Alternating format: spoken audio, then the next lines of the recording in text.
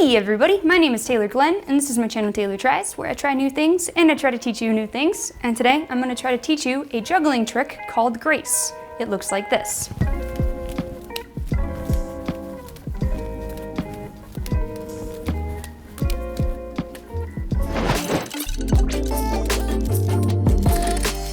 Before I break down how to do Grace, I want to take a second and thank everyone who is a member of my Otter Club over on Patreon. It's because of you all that I'm able to make this tutorial free for everyone else, and I really appreciate it.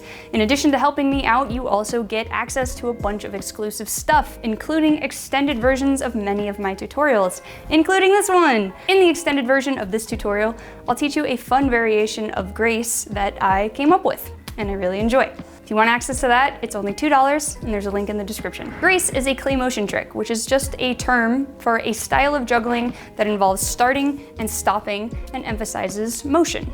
Unlike traditional juggling, where we are always continuously throwing and catching, a clay motion trick stops and then starts and then stops again. In Grace, we're throwing one ball back and forth, just like a normal cascade, but then we're throwing a multiplex, which is where you throw two objects at once, and catching both of those balls in a unique way in the other hand. I'm not actually sure where the name Grace comes from, but I assume it's because the trick is very graceful. It could also just be named after somebody named Grace, but I think it's probably the gracefulness of the trick. Since Grace is a clay motion trick, it's actually easier in a lot of ways than a traditional toss juggling pattern. So there aren't a ton of prerequisites in order to learn this one. I do recommend that you know the basic clay motion tricks that I talk about in my clay motion tutorial. There's a link in the description if you haven't learned those yet. Specifically, you should know how to do the bounce. That's the most important one. We're gonna start at the very beginning, one ball. Grace involves a pretty strange catch that many of you may never have done before, and that's an overhand catch. It's different than a claw catch because we're not waiting for the ball to peak and then come down before we catch it. It's actually being caught on the way up. So we're basically throwing from one hand to the other right into that spot. So let's just take a second and try that. We're gonna throw a normal cascade throw that's from the inside of our body to the outside. Throw that. But this time, we're gonna have our hand on top of it, and we're gonna try to intercept that ball as it's coming up before it reaches its peak. So before it starts coming back down, we wanna catch it. Good. Now I want you to continue that motion. So we're gonna catch here and then come back down. And the whole point of this is to keep that upward momentum, so we don't wanna stop and then come around. It's not this, it's graceful. Okay, so up, back. When I do it, I would say it's pretty close to that hand when I catch it. So I'm here, but then I'm coming back up with it. I don't want it to be sideways, because we don't want to do that.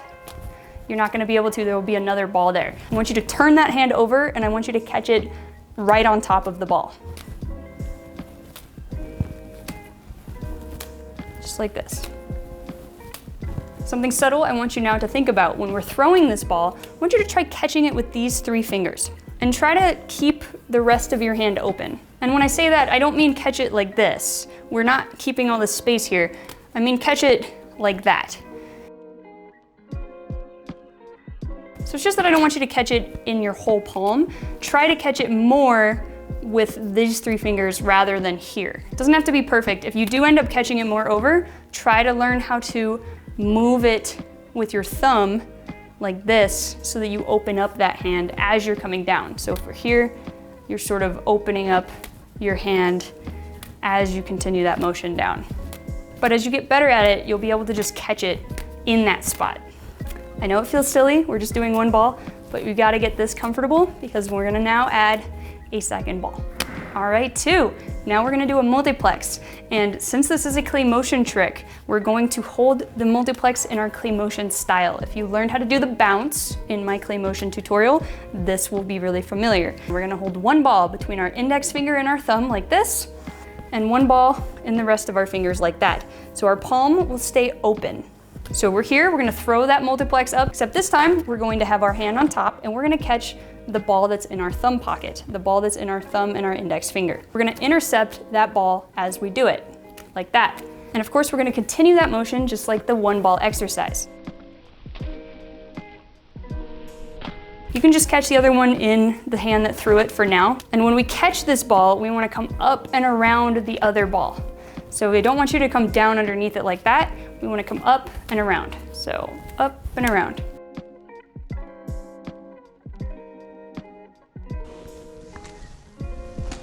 Put that ball in that hand. Let's try the other side. We're gonna catch that outside shoulder ball with that top hand.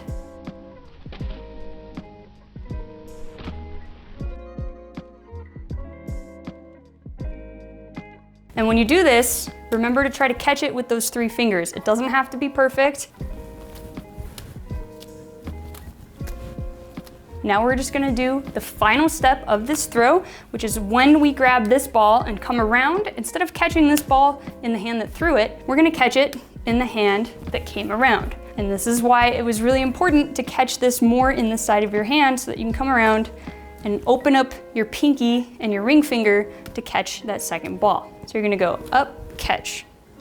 We're catching this one, we're coming around and catching that one. This one, coming around, catching that one. Here, there, here, there.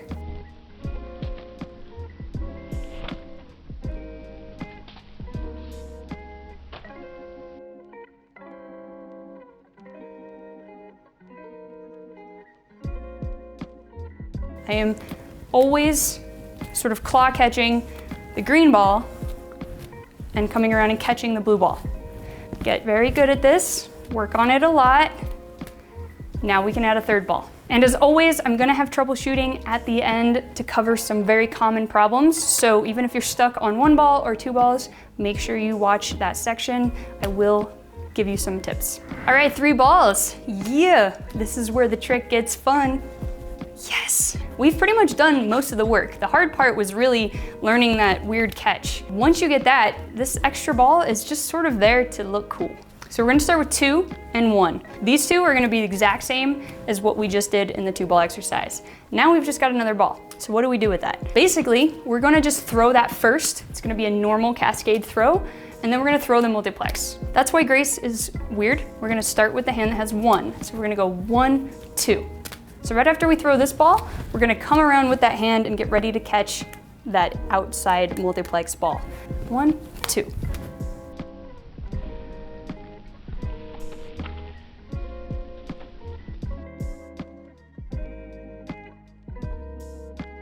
Now we've ended up perfectly in the other position. We're gonna start with the 1 ball, 1, 2, and do that weird catch. 1, 2.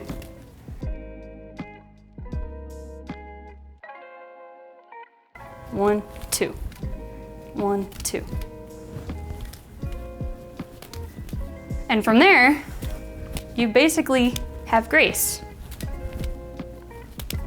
Now you just have to speed it up, smooth it out a little bit. And to do that, you do your first throw, and as you're catching the second ball, you're gonna immediately start throwing the 1 on the other side. So it feels continuous even though it's not. So 1, 2, 1, like that. 1, 2, 1, 2, 1, 2. And that's Grace. So you'll notice the balls stay in the same spot. The one that I'm throwing by itself is always being thrown by itself. The one that I'm clawing is always being clawed. And the one that I'm coming around and catching is always that ball. So they always stay in their same spot, if you will. The biggest thing that I struggled with when learning this trick was when I tried to catch that over ball, I just kept missing it. I couldn't seem to get it. In my experience, it's usually because you're waiting too long to catch the ball. So try moving your hand down, get closer to the ball, even if you're catching it as it's coming out. You might feel like you're not even letting it leave the other hand before you're catching it. That's fine. It's better than missing it. You gotta get that muscle memory of knowing where that throw is gonna be released. You gotta get your hand there and be able to catch that ball on the way up, because you're not looking for the ball like that. You are getting in the way of it. So it's just stopping the momentum and the other one gets to keep going. If you're low, but you're still dropping it, it's probably just because you're shutting too soon or you're not shutting soon enough. You just gotta practice this throw a lot and teach your brain when to grab. Doing this is surprisingly hard. So learn that muscle memory of when you shut. If you shut too late, it's gonna fall out. If you shut too early, it won't have time to go inside. Another common problem people have with this is they'll hit that other multiplex ball when they're trying to catch that first one. That just means your hand is too much here and not enough here. When we catch this first one, we really have to create space for that second one to keep going. If we're even just a little bit too far over, it's gonna hit our arm like that. So pivot your arm this way, get used to this motion. It's almost like if you were a kid and you did the alligator thing, it's like that. You don't want it like this. The other thing is when you're catching this first ball, try lifting your wrist up. So you're gonna do that instead of that. And what that does is even if our wrist is in the way, it allows that ball to continue up into that spot. And in fact, when you do that, you can get away with doing it more sideways. Sometimes when I do grace, I do accentuate this look more than this look. So you can try those different wrist positions and see what works for you. Another thing that will help if you're hitting that other ball on the wrist is to throw it less high. Make that multiplex very low.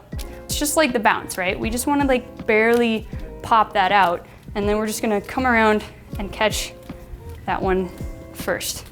Another common mistake I see is people try to throw the multiplex too soon after throwing the first ball. Technically you can do that, there are no rules, but it makes the trick a lot harder. It should feel like juggling. We don't wanna go up, up, right? It's 1, 2. So when you throw that first one, wait for it to come down before you throw the multiplex. 1, 2, 1, 2. All right, the last problem I see is if you are waiting too long after you throw the multiplex to catch the claw catch and come around. So if you're 1, 2, like that, if you wait too long, you're not gonna have enough time to catch it and then come back around. You've gotta intercept that ball immediately after you throw it. That way you have time to come up and catch the other ball. So much more time than just doesn't work. The other thing I'll say is with a lot of clay motion, and especially this trick, you wanna get comfortable catching lower. With grace, because we have that weird catch, we especially wanna take advantage of all this space here. If you're trying to catch the ball up high, you're just taking away all of that time that you would normally have to catch that ball. Learn how to catch the ball with your arm more extended, down here, instead of up here. Nice and long. It also makes the trick look more beautiful. We're getting a nice graceful catch when we catch here and come back up, rather than up high like this where we're crunching up our shoulders. That's all I have on how to do grace. I really hope this tutorial helped you out. If it did, consider leaving a comment, just let me know. Or if you have any questions, feel free to leave those in the comments as well. As I said, this is one of my favorite tricks. It's so beautiful, it's so unique. If you're a member of my Otter Club on Patreon, the tutorial will not be over. I'm gonna cover how to do the fun variation of grace that I made up. It's not that much harder than the original trick, but it looks completely different. If you want access to that, plus all of the other extended tutorials that I have, it's only $2. It gets you access to that entire library. Plus it helps me out a lot and allows me to do what I do. There's a link in the description if you want access to that. Have fun learning grace, and I'll see you next time.